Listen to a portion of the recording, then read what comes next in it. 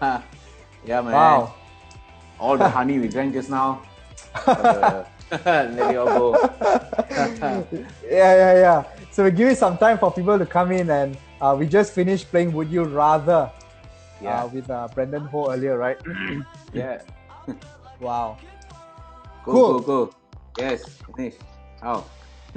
Hey, Pastor, today's attendance, like, wow, a lot, 60 plus, right? Our average is about 30, 40. Yeah. I think it's because of you, Ganesh. Wow, I sometimes I like to see these guys come for our Saturday services also, lah. Yeah. So unless they're from other churches, huh? Yeah. But nowadays online, who knows which church you attend? You can attend like 10 churches at one go. Yeah, I know that our services has people from other churches. Yeah. Maybe because they attend a few churches, lah. Yeah, you're right. Yeah.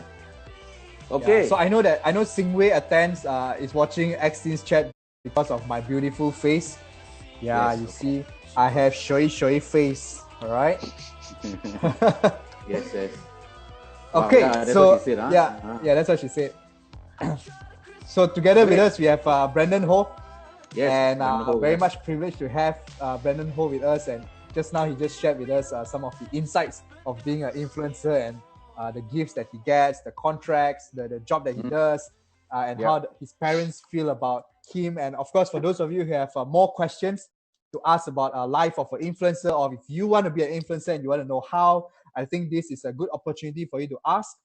Write it down in the comment section and we will get the questions attempted to be answered. If not, we do have some questions directed to Brendan. Am I on now? Yeah, you're on. Yeah. I didn't. Sorry. Okay. You're like just sitting right there and thinking, I'm not on. Everything is fine. I thought it was just the both of you talking, and then I'll just come in when I get reintroduced, something like that. So I was on the whole time. Yeah. They saw you digging your nose. Yeah. We all we all saw that, but we didn't want to say, Good. You're very gracious, all of you. Good. So let's start with something lighter. What do you feel like, as when you became famous? When you start knowing that your followers rate increased from 100 to 200 to 1,000. Now I believe you have about 40k followers. What do you feel like? It doesn't. Well, I have to approach this question from two perspectives, okay? One is the very superficial, artificial perspective, the very worldly perspective, and the other, of course, is the more of the faith perspective, the Christian perspective. But just to approach it from a world perspective first, of course, when you see your followers increase, even it's an innate thing where everybody loves love. Everybody loves to be loved. Everybody loves the attention and loves to be loved. So that is something innate in all human beings. So when you get more followers and everything, that means you are in the worldly term, you are getting more attention, you're getting more love from the people. So if you're going to ask a very basic question, does that feel great? The short answer to that is yes, it feels great, right? There's no two way around it. There's no way of me just telling you or lying to you. It's nothing. No, it feels great for sure. Because that is what people crave for, that is what humans crave for, love and attention. So as your followers grow, as you see more and more people start following you and liking your content and more people recognizing you on the street, wanting to take photos with you and things like that, it does bring a lot of joy to my heart. I won't deny that. It brings a smile to my face as well, knowing that what I do affects people, influence people, and also brings joy and laughter to people. And that's really what I'm passionate about, you see. So when people are affected positively by it, of course, it brings so much joy to me. It's a very warm, fuzzy feeling in my heart. And I love it. That's why I always tell people, if you see me, do say hello, because it also brings a lot of validation as to what we do, and that's very important as well in what we do. And I love to meet people. I love to interact with people. And I always tell that, please don't be shy to say hello. Don't be shy to just drop in to say hi, and I love to see them. I love to see the people or the clicks or the people behind the screen. That's lovely for me. From a faith perspective, while I tell you that it's awesome, I must also tell you it doesn't really matter. It doesn't really matter. Why? Because that is not where your identity is. We spoke a little bit about identity in the first session, right? And if your identity is based on this 40,000 followers or 100,000 followers or 10,000 followers, then you have a serious problem. Why? Because these things change. These things do not last. These things are temporary. You can have 100,000 followers, you can have 1 million followers and still feel like the loneliest person on planet Earth. So that's from a Christian perspective, that you know that your identity is not based on how many followers you have or how many likes or engagement or comments that you have on your photos, on your videos and things like that. And the moment you can differentiate that, the moment you can separate and see it from these two perspectives independently, then you have a better grasp and you have a better footing on what is important and what is actually not that important. Yeah, so I have to tackle it from answer your question based on two different perspectives, I would say. Okay. The world perspective, while it is nice, the biblical or rather the Christian perspective, although it is nice, not all things that are good are right as well. So while it is this one, it is doesn't really matter. If you ask me honestly, Brandon, what if tomorrow your Instagram account gets hacked? You got 0 followers. I would worry. Why? Because it is my source of income. So I would worry and say, how am I gonna pay Grandma next month, or how am I gonna eat next month? Sure, that will come to my head. But am I sad about losing 40,000? Maybe a little bit, because it takes a lot of hard work, and for that I am sad. But does it affect who I am? Is it gonna change fundamentally who I am, what I stand for, who I stand for? Absolutely not. Wow. Hey, actually, this is the first time we get to know that Brandon is a Christian. Is it your first time knowing that I'm a Christian, Kanesh? No lah. I mean, it's the first time mentioned in this. Okay. If not, I got a lot more work to do. Hey, no lah.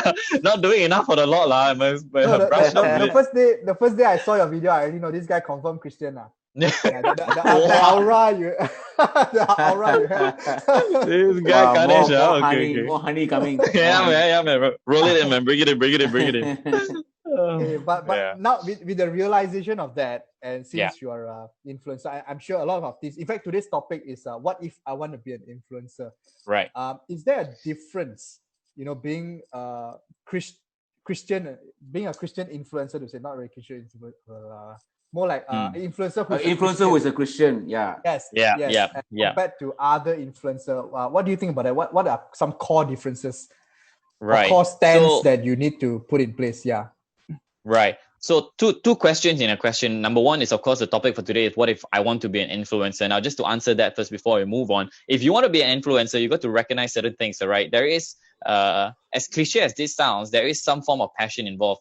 Just like how, if just say Pastor Andy wanted to start a band, he wanted to sing, he must, in his heart, he must actually enjoy singing, playing the guitar and performing. He must. If not, there is no chance that he will be enjoying being in a band, going on tours and things like that.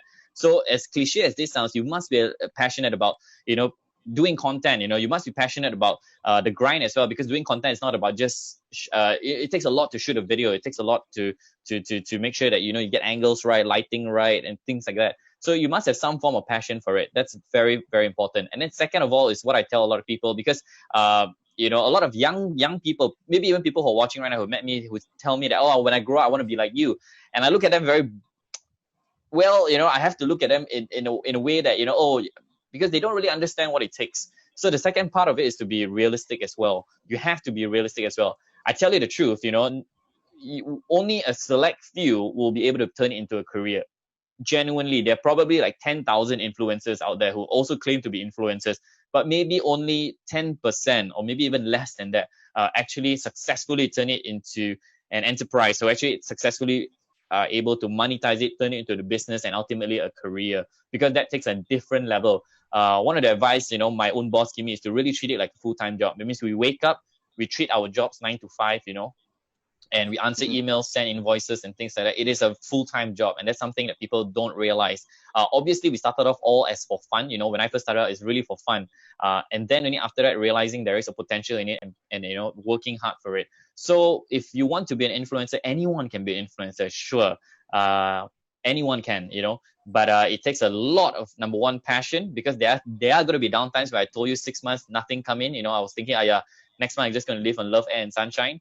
And there's also what you need to know, that you have to be realistic with yourself. And that's why I have an accounting and finance degree, whereby If you give me a profit and loss statement, you give me a balance sheet, I know how to do my own taxes. I know how to do my own company taxes.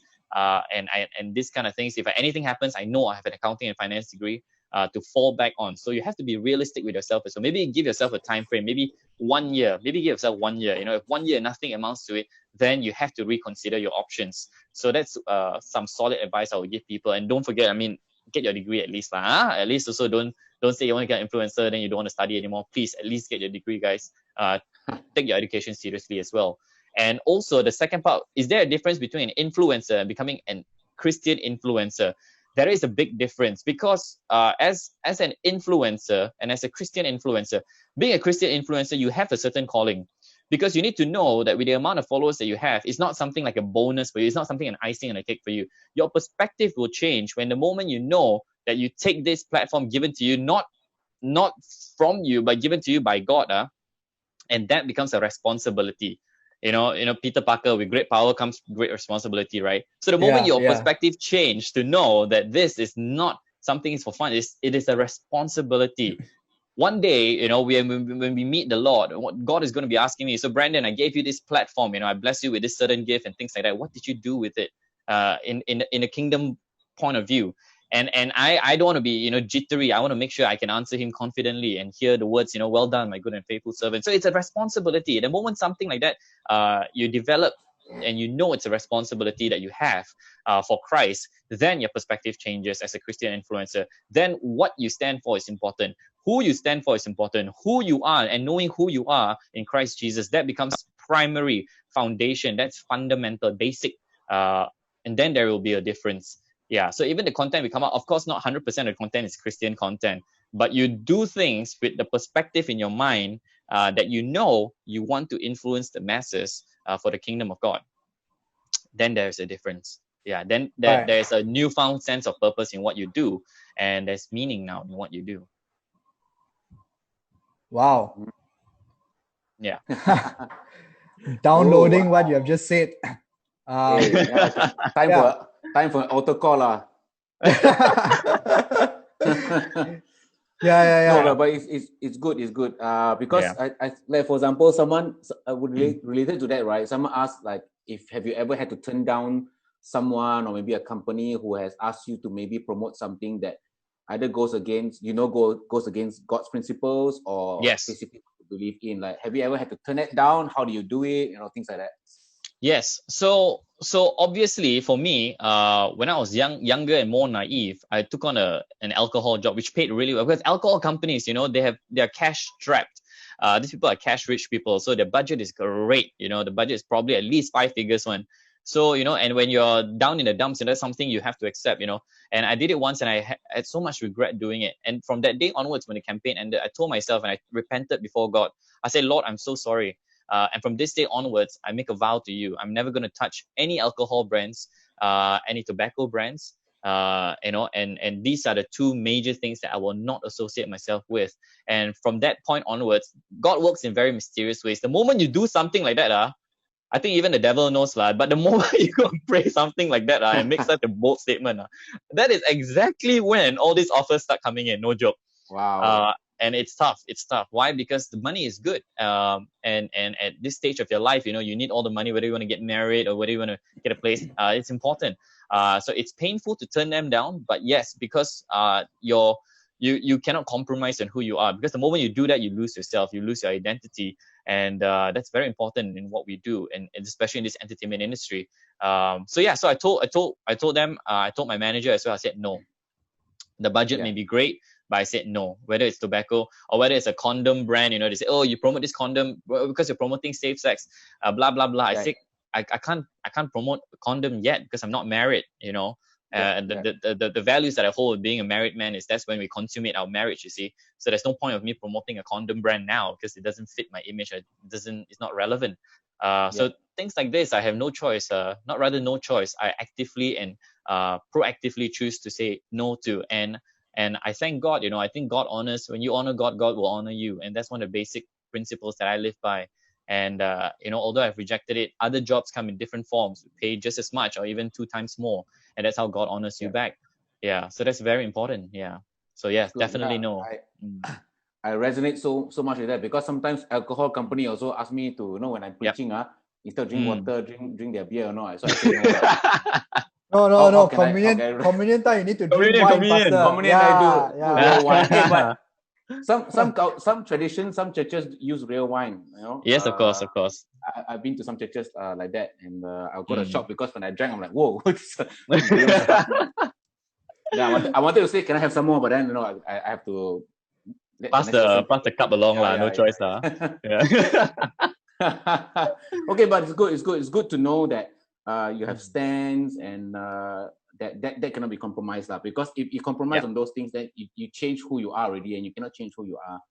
Yes, so, not to say you cannot change who you are. You will be tempted to change who you are, especially in this industry. The temptations are abundant. Whether it's a sexual temptation, whether it's monetary fame, these temptations are everywhere around you.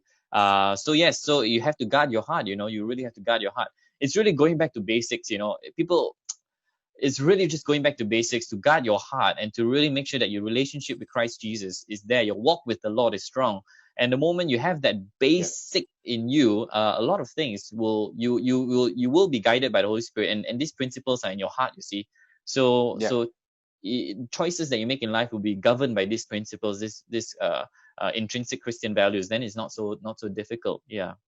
But it's basic. Cool. These things are actually basic. Yeah. Wow. Well, we just went to Brandon, the influencer, receiving free gifts, and until Brandon, the preacher. Hey, so that's a good insight about actually there are jobs asking to promote tobacco and alcohol and all that. And of course. And you've seen your stance on those matter. Was there any opportunity for you to, and also for the benefit of our teams and other people, was there any opportunity for you to use this as a reach out platform, like to the people around your community and your clients and your followers? What do you think about that? I think reaching out is one of also the core of being a Christian influencer, right? So when I first started this industry, my purpose was very clear. Even when I was on TV, whenever when I started my career in ATB Quickie, it's one of the things that I fasted and prayed for. I committed it to God. And I said, Lord, if you allow me to win this competition, it's called the ATB Quickie Search. I'm going to use this platform for your glory and not mine, for your kingdom and not, for you. And the Lord allowed it to happen. Even that itself, it's a miracle in itself. I don't think I have the time to explain how I want it, but it's really through God's grace and God's timing. So from the very beginning of this career, God really placed it in my heart. The calling was there. And the purpose of why I'm in this industry is not for myself. It is for Him.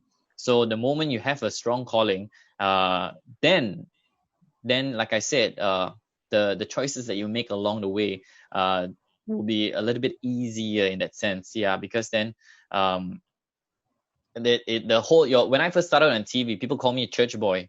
It's a nickname that I had. And I praise the Lord for it. When I look back, I say, thank God, I would love that nickname over any other nickname. Or they call me this holy kid, or church boy. And that's a wonderful nickname to have, because when I first started, when you join TV, the producers, the directors, the F word was just used as a verb, adjective, noun, every creative way you can think of. And at 20 years old, I was like culture shock, really culture shock, coming in as a greenhorn, and it's like, whoa, what is going on? Sleeping around was a very common thing. Smoking weed, taking drugs or whatever. This is so common. This is like really an everyday thing. Yeah. So to go in straight away and to sort of separate yourself from that, it was a difficult process as well. Because why? A lot of people think that you're, holier than thou. You're trying to be putting yourself on a pedestal higher than them.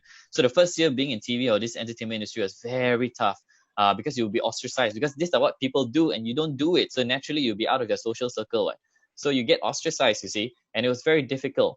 But, to God be the glory, after a few years, the first year you get ostracized, and someone even made a bet, that within, I remember it was during the competition, one of the contestants said, Brandon, I give you 1 year.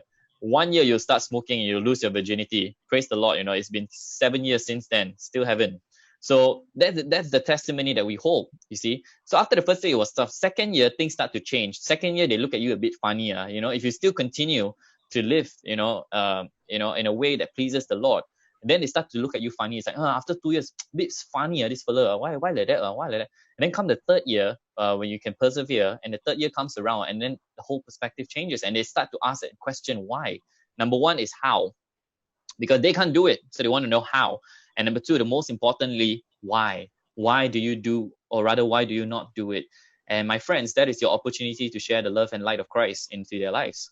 That is essentially the Lord opening the door for you, and you go in and let me tell you why. Let me share with you why. So yes. So if you're guided by the Holy Spirit, the Lord opens many, many doors. It's whether up to you whether you're obedient to His calling or not. Wow. Great.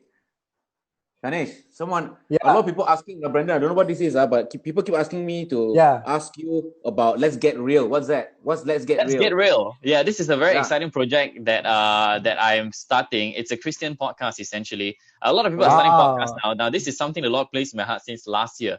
But because I happen to be a very lazy boy, I've procrastinated a lot, the Lord whipped me instead. But it is a Christian podcast that I aim to start. And I know it's something that I've always wanted to do it.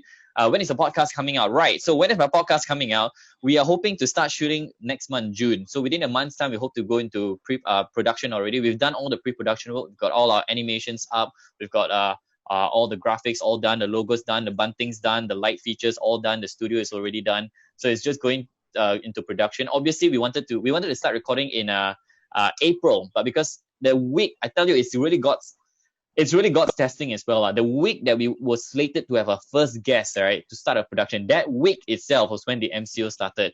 So we were very discouraged as a team. Actually, we were very discouraged. We were like, oh, come on, man, what is this? We were so gung-ho, like, yes, Christian podcast, man, this is going to change the life of people. It's going to inspire a lot of lives around people who are listening. MCO start, and MCO has been till today. And at least now it's been relaxed already, so we can have at least a fewer number of people to come into the studio. And we hope to go into production maybe in the next 2 weeks, and hopefully in 1 month's time you'll see the first episode. So thank you so much for asking about Let's Get Real. It is. I actually haven't announced the. I actually haven't announced the name of the podcast. How did that come about? Yeah, no one should be knowing about the name of the show even. Someone's gonna get a pay cut. I haven't announced the name of the podcast publicly yet, so I'm not sure how you guys even know the name of the show. Wow. But I guess exclusive here at XT. I was supposed to have an entire marketing plan to promote the show, to eventually release the name of the show. And it seems like someone leaked the name already. Interesting. Yeah, that someone just went, oh no. No, nobody should be knowing about the name of the show. Yeah, it's not been announced. So that's interesting to know that, you guys, we're talking about it so openly. But yeah, that is the name of the show. So Let's Get Real. And, we aim to have a lot of guests on it as well. Influential people as well, to talk about their stories of faith, their testimonies, and just their walk with Christ. Yeah.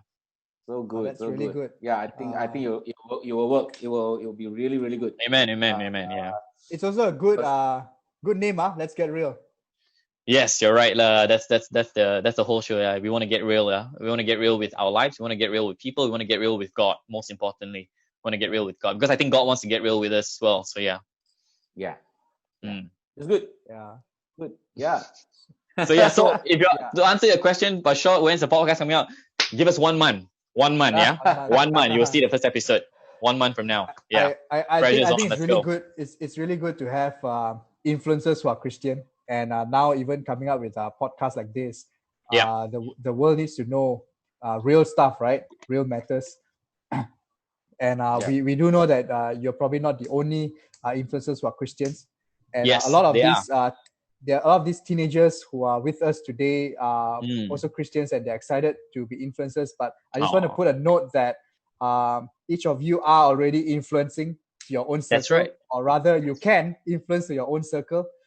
And those are your followers, like your community, right? So you don't need to have 40K followers to be an influencer. If you have 4 followers, influence that first. There we go. And, there we go. Yeah, very good. Very good. Yeah, that's exactly it. Yeah. Yeah. Wow. Look, Ganesh. Questions. I'm trying to I feel like I also like influencer after I said all that. Actually. Come on. Ganesh, come on. Influence the 4 followers you have. Come on. Probably more than 4 lah. Probably more than 4 lah. Ayo. That's good. Start where you are lah. Start where we are. Yeah. And that's God's principle. When you're faithful with the little things that God has given you, and He will give you more responsibility. Exactly. Yeah. Awesome. But you must prove yourself faithful in little things. Yes. Then yes. Yeah. Because to whom a lot is given, a lot is expected out of them. So yeah, it is a responsibility. You're right. Yes. That's good. We are 5 minutes past 6. We could take one more question, or Pastor Andy, if you want to have any remarks. I'm just looking at the question. I think some of it, in a way, has been answered already, lah. Like, for example, how to make content that doesn't only focus on yourself but point others to God. I think somewhere along the way he's mentioned that. Furthermore, we just got an exclusive exposure here about some new podcast coming out. That's literally making content that points people to God. But so that's good. What else? I think most has been answered, right, Ganesh? Yep. So awesome. Yeah. So if you have one question for Brandon, what would it be? If I have one question for Brandon, you suddenly ask me this question. I need time to think, lah. It sounds like you have a question. So why don't you ask first what I think? I don't want to take this opportunity to ask one last question, but I need to think of a question. Wow, give you the opportunity. Then you're gonna think. Let's see. Have you been so? This is from Stevenity. I think it's a very good question, Steven. Steven. Oh my gosh, very nice guy. Amazing what he's doing. Actually, I think Steven looks like you. In fact, at one point of time, I thought Steven was Brandon and Brandon was Steven. Wow. So Steven, that's for you. Have you been discouraged being in this industry as a Christian? Yes, many times. Many times. Many times. Why? Because I tell you why. You don't get the desired results that you're hoping for. Many times. So assuming, like, I always tell you in my life, there's so many times when I honor God, God honored me. But when I say that, there are many troubles along the way as well. When things don't go your way, or when you put so much hard work in and the results do not show, you get discouraged, because then you question why, where did it go wrong? Or Lord, what did I do wrong? Or Lord, why didn't you bless me instead? Especially when you are trying to live your life, pleasing unto the Lord, but you don't get the opportunities, but someone else who is, for lack of better word, someone who is not principled, someone who is this one, he or she instead gets the job. And it's something that you are really hoping and really wanting it. And then you start to question yourself and say, Lord, I did everything according to your according to the Bible, right? So why didn't it come to pass? And so those moments are very discouraging moments. Yeah, those moments are very discouraging moments. So if you're asking just on that, yes, many a times, all right. Many a times I've been discouraged before as a Christian. But the more important thing is how you get back from it, how you get back up from it, where you understand the character of God as well, where you understand that, all things work for the good of those who love Him, and, and you also understand that God is sovereign, right? Because there are things that we do not know. His ways are higher than our ways, His thoughts are higher than our thoughts. And, when you think about all these verses, and then you sort of say, Lord, I surrender, it's okay, Lord. I still choose to honor you. I still choose to praise your name and exalt you, even in the midst of all of this. And that builds a lot of character. Sometimes you might not get the job, whether it's high paying or whether it's something that you really wanted. But in that moment, that's when you build character. That's when you build perseverance. And that's when your relationship with the Lord is tested. And it's a moment of refining for you sometimes. It's a moment of going through the fire so you can turn out pure gold. So it's important that you recognize these times as well, because being a Christian, whether even if you're an influencer, whether you're not an influencer, it's not always high. It's not always it's a high. You go through the desert roads as well. You go through low points in your life. So it's very important that you also hold fast to these kind of characters of God and know Him personally, so that you can get through these moments. Yeah. Great. Okay, I have my question. Right.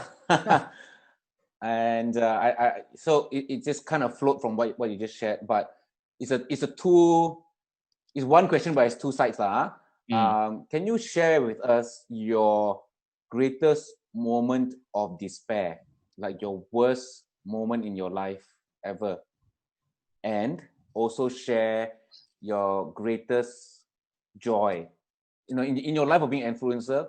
what has been your greatest moment of despair, and what has been your greatest moment of joy?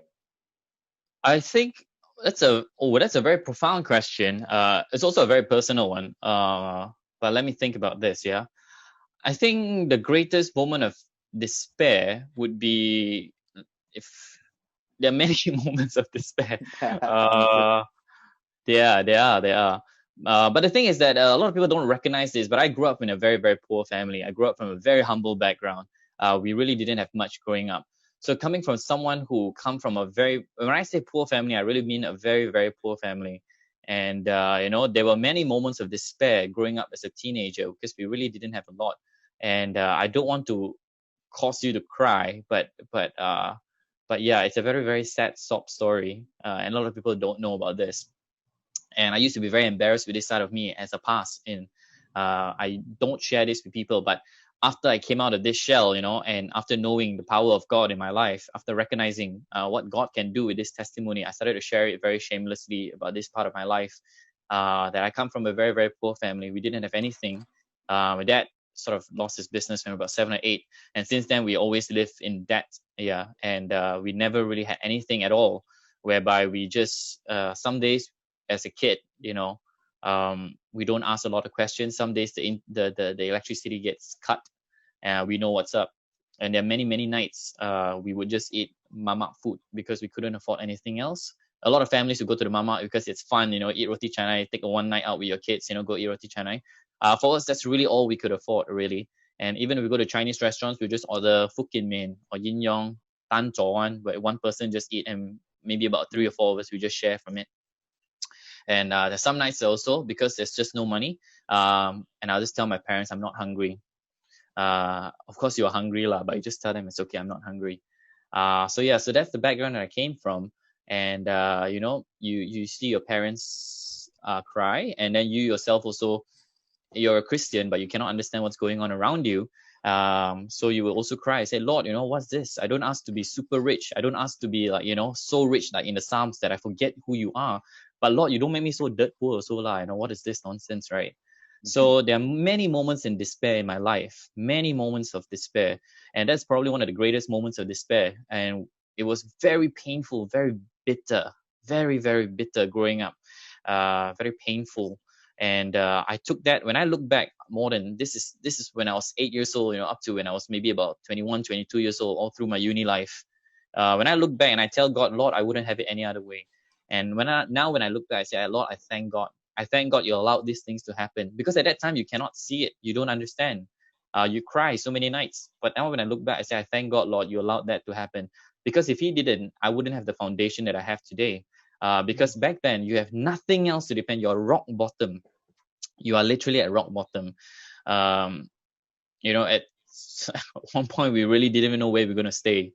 So you're really at rock bottom, that you cannot go any more bottom, and the only person you can depend on and cry out to is the Lord. So when you've had experiences like that as kids, we also grow up very quickly. You mature very quickly because you've gone through hardship. And that created a foundation for me, because I entered the entertainment industry when I was 20 years old, at a very young age. And I tell you the truth, if I didn't go through all of that, I would have fallen off like a lalang, when all these temptations came about. I would have completely fallen off the track.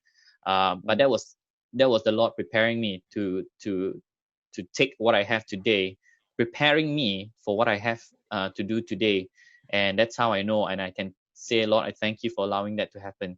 So if you're asking for greatest moment of despair, it's probably those times, because those were very tough times. But it made me who I am today. My greatest joy would probably be right off the top of my head. When I first got my first paycheck from ATV Quickie, all right? I started off as a TV host. I got my first paycheck, and my first paycheck, I dedicated it to the Lord. Everything, the whole sum of it. I said, Lord, this is for you. My second paycheck. So what I did with my second paycheck was that 10% of course, from that until today, I always give my tithes. But 10% went to the Lord. But the balance, some of it, I took my grandparents out for dinner. And we didn't go for anywhere fancy. We didn't go for any taichan or anything. We just went to the normal Chinese restaurant that we always go to. But rather than ordering just one portion of fried rice or one Hokkien Mee and we all share, I told them in Cantonese, I said, that means what you want to eat, you just order. Just order. and you can see that they were so fearful. They didn't want to order anything. They said, "Ayam, saya lah, the cincai sek takala, you know, kau pao takala." And I insisted. I said, "No, we're gonna order song." And you gotta understand, for some families this is completely normal, not for mine. Yeah, ordering song is really a massive thing already. And I said, "No, we're gonna order lau pao tonight." And they were ordering maybe just choy and things like that. And I, as a grandson, I said, "No, we're gonna order fish. We're gonna order fish." So you can see they were very reluctant to order the fish. But I said no. I said we order fish. So I ordered the fish, and it's very heartwarming when I share this story, because when I think back, it sort of way it warms my heart, at the same time it breaks my heart. When the fish came, you can see the joy in this 70-year-old people's faces. And my grandfather, he took the fish and he ate the fish. Said, "Wow, yeah, whole almost a year. Wow, that one, I don't know why, but that one really got me. It really got me. I left the table. I went to the toilet behind, and I just started to cry for a bit. Because when you see a 70-year-old man and you hear him say something like, "Wow, yeah, whole almost a year," it really breaks your heart. That really broke my heart for some reason. And I think that's one of the greatest joys I think I've had, right? If I can think of right off the top of my head. Many joys after that in my life. I tell you, my whole life, I have 1,001 stories to share of God's faithfulness. So that's a good question. But if I were to, I tell this story quite often actually, and I still get very touched when I tell this story. My grandparents are still with me today, and yeah, so that was one of the things that I can think of the top of my head. It brought me so much joy. That I know I can bless them as well with the career that the Lord has given me. Yeah. Wow. So good. Doing that. Wow. My tears came out. I went in back here. It's okay, man. Real men cry, bro. Real men cry, no problem. All right. A lot of our viewers are also crying right now. But thanks for sharing. You just went deep. You just went deep to a different level. Yeah. Thank you. Wow. Thanks. No problem. All right. We call it a day, Pastor? Yeah. Yes. I think there's a good way to end it. Yeah. So that's Brendan Ho, everybody. Once again, I want to thank you for being with us in Exchange Chat. Thank you for having me. For the rest of you tuning in and all the questions you have asked, it blesses not only your heart but also our heart as a host. Yes, and we would definitely like to have more opportunities to have this kind of chat with Brendan in the future. Right, Brendan? Yeah, no problem. Anytime for you, Ganesh. Anytime for you. Yeah. I'll drink more honey next time for you. Can. Okay, it's 6:20. I think we should call it a day. Yes, we have Exchange Chat every week. I will see you guys next week. Bye-bye. Next week.